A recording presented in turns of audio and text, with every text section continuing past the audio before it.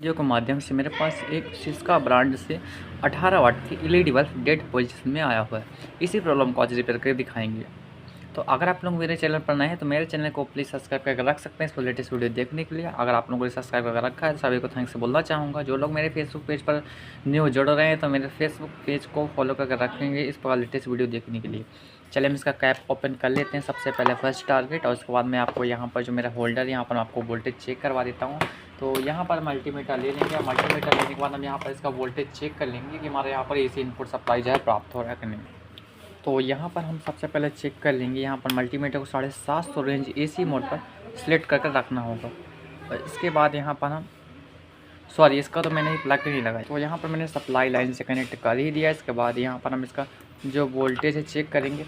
और मल्टीमीटर का जो प्रॉप है थोड़ा सा डिस्कनेक्ट हो जाता है, इसको जिसका कभी वोल्टेज नहीं दिखाता। अभी देखिए यहाँ पर मेरा 200 स्टेबल करने दीजिए इसको एक बार।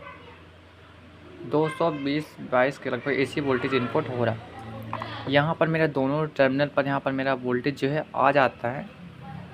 इसका मतलब क्या है कि हमारा इसमें जो सप्लाई है प्रॉपर बन रहा है। तो यहाँ पर हम इस एलईडी को लगाएंगे जो कि मेरा 9 वाट का है। और यहाँ पर इसका आउटपुट वोल्टेज को हम चेक करेंगे। इसके लिए आप मल्टीमीटर को 200 रेंज डीसी मोड पर या फिर 1000 रेंज डीसी मोड पर सेलेक्ट करके रख सकते हैं। तो यहाँ पर आप जैसा कि देख पाएंगे किसी प्रकार का कोई भी वोल्टेज आउटपुट नहीं कर रहा, ठीक है। इसी इसमें प्रॉब्लम है। तो यहाँ पर इस जगह पर मैंने यहाँ से रिसोल्ट वगैरह कर दिया। इसके बाद हम क्या करेंगे कि जो कि इसको यहाँ से इसके कोनर से इसको निकालना होगा, जो इसका एम से फिर इसको इस प्रकार से निकाल लेना होगा। तो यहाँ पर इस ड्राइवर को मैं धीरे धीरे करके खींचने की इसी प्रकार से कोशिश कर रहा हूँ। यहाँ से हीट भी देता चलूँगा क्योंकि जिसका होल्डर इसको जो शोल्डर होता है इतना ख़तरनाक होता है कि इसका शोल्डर आसानी से नहीं निकल पाता। तो इसी को वजह मैं यहाँ पर हीट दे देकर इसको यहाँ से रिमूव कर लिया। रिमूव करने के बाद हमारा सर्किट को देखेंगे कोई भी ऊपरी कंपोनेंट टूटा फूटा दिख रहा है कि नहीं।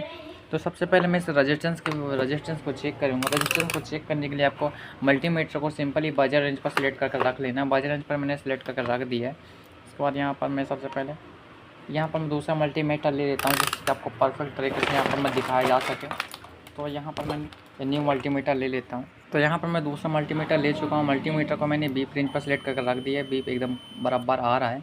ये रेजिस्टेंस के हम वैल्यू यहाँ पर चेक करेंगे। बीप मारा मतलब रेजिस्टेंस हमारा सही है। दूसरा रेजिस्टेंस को हम चेक करेंगे। यहाँ पर बीप मारा मतलब रेजिस्टेंस सही है। उसके बाद जो हमारे यहाँ पर ड्रम कॉइल लगा हुआ ब्लैक कलर से, इसके दोनों टर्मिनल पर मैं यहाँ पर बीप को चेक करूँगा। यहाँ पर जो मेरा ड्रम कॉइल है इस पर मेरा बीप शायद नहीं आ पा रहा, ठीक है।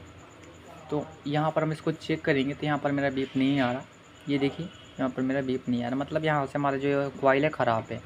तो आप क्या कर सकते हैं, अब मैं आपको दिखाता हूँ सब प्रोसेस। तो यहाँ पर हमने एसी इनपुट के वायर कनेक्ट कर दिया है।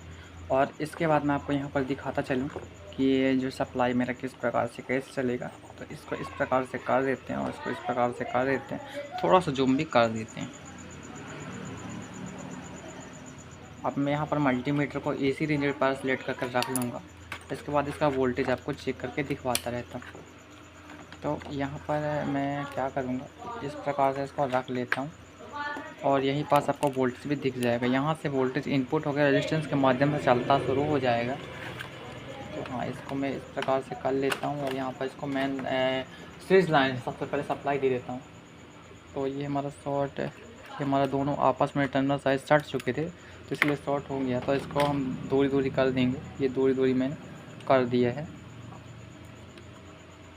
अब इसके बाद सीरीज लाइन से फिर से मैं एक बार सप्लाई दे देता हूँ। सीरीज लाइन से मैंने सप्लाई दे दिया, कोई मेरा प्रभाव नहीं पड़ा। तो अब मेरा वोल्टेज चेक करना शुरू हो जाएगा। मैंने एसी वोल्टेज पर सिलेक्ट करके रखा है मल्टीमीटर को। यहाँ पर हम चेक करेंगे। सबसे पहला यहाँ पर मैं 220 वोल्ट के आ रहा है, ठीक है। और ये हमारा जो सप्लाई है ये वाला लाइन हमारा डायरेक्टली यहाँ पर कनेक्ट हो जाता है। और दूसरा लाइन यहाँ से चलकर यहाँ पर गया, यहाँ पर गया और यहाँ तक सप्लाई मिला। अब इस साइड पर सप्लाई नहीं मिला। अब हम इसको शॉर्ट करेंगे तो देखेंगे हमारा बल्ब क्या ग्लो होता है। मेरा बल्ब जो है ग्लो हो जाता है, मतलब मेरा जो कॉइल है ख़राब है। इस कॉइल को हम चेंज कर देंगे, या तो आपके पास कॉइल ना हो तो आप एक जंपर कर सकते हैं। तो जंपर भी करके आप रिपेयर कर सकते हैं। अगर आपके पास कोई पुराना ड्राइवर है तो आप इसके कॉइल लगा भी सकते हैं। चलिए यहाँ पर हम क्या करेंगे, तो हम यहाँ पर ये भी कर सकते हैं, इसको शॉर्ट कर दें। तो चलिए कुछ भी इतना प्रभाव नहीं पड़ता। चलिए मैं यहाँ पर शॉर्ट कर देता हूँ। तो यहाँ पर हमने एक सिंपली जंपर कर दिया है और यहाँ पर अगर आपका कॉइल चाहिए होगा तो आपका क्या करेगा, बीप देगा। ये रजिस्टेंस निकल चुका, चल लगा दी।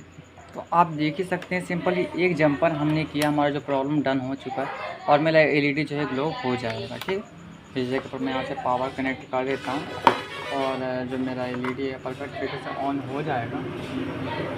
तो मेरा परफेक्ट तरीके से एलईडी ग्लो हो चुका है। तो अगर आपको वीडियो अच्छा लगा तो आप मेरे चैनल को प्लीज़ सब्सक्राइब करके रख सकते हैं इस पर लेटेस्ट वीडियो देखने के लिए। अगर आपके कोई प्रॉब्लम तो आप कमेंट सेक्शन में कमेंट कीजिए, मैं उसका रिप्लाई देने की पूरी कोशिश करूँगा। मिलते हैं किसी नेक्स्ट वीडियो पर।